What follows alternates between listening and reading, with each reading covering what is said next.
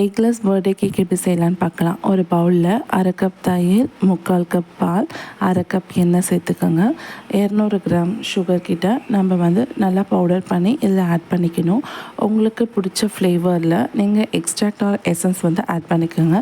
நான் இன்றைக்கி 1 tablespoon vanilla extract add பண்ணியிருக்கேன். ஆட் பண்ணி அதை மிக்ஸ் பண்ணிவிட்டு அது கூடவே 250 gram maida, 2 tablespoon baking powder, 1 tablespoon baking soda, இது எல்லாத்தையுமே வந்து சலிச்சு அதை கூட போட்டு நல்லா மிக்ஸ் பண்ணிக்கணும். மிக்ஸ் பண்ணி நல்லா திக்காக வந்ததுக்கப்புறமா நம்ம கேக் பேக் பண்ணுறதுக்கு ஒரு பவுல் எடுத்து அதை ஃபுல்லாக வந்து பட்டரால் ப்ளஷ் பண்ணிவிட்டு பட்டர் ஷீட் போட்டு அதில் வந்து நம்ம அந்த பேட்டரை ஊற்றிட்டு பபிள்ஸ் வராமல் நல்லா டேப் பண்ணிக்கணும்.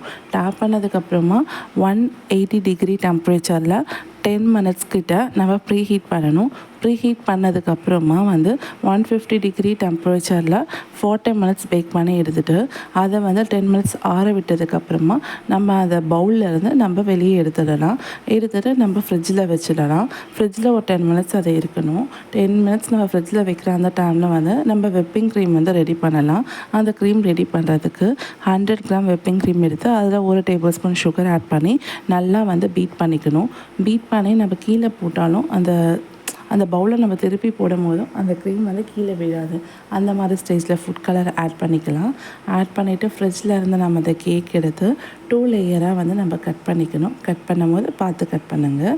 அதுக்கப்புறமா நம்ம சுகர் சிரப் வந்து லைட்டாக ஆட் பண்ணிக்கலாம். சுகர் சிரப் நல்லா ப்ரஷ் பண்ணிவிட்டு நம்ம ரெடி பண்ண அந்த க்ரீம் வச்சு நல்லா பேஸ் போட்டுட்டு நமக்கு தேவைப்படுற ஃப்ரூட் க்ரஷ் இருக்கும்ல, நமக்கு தேவைப்படுற ஃப்ளேவர்ஸில் எடுத்து போட்டுக்கலாம். அதை அப்ளை பண்ணிவிட்டு அதுக்கு மேலேயே வந்து சாக்கோ சிப்ஸும் ஆட் பண்ணால் நல்லாயிருக்கும்.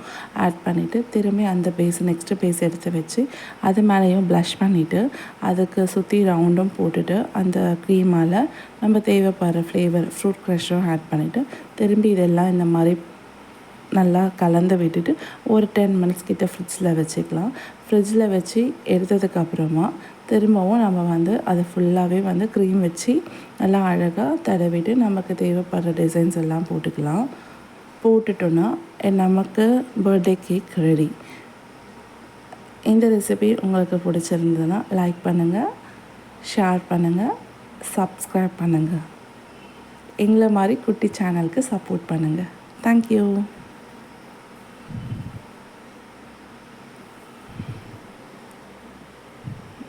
Eggless birthday cake ready.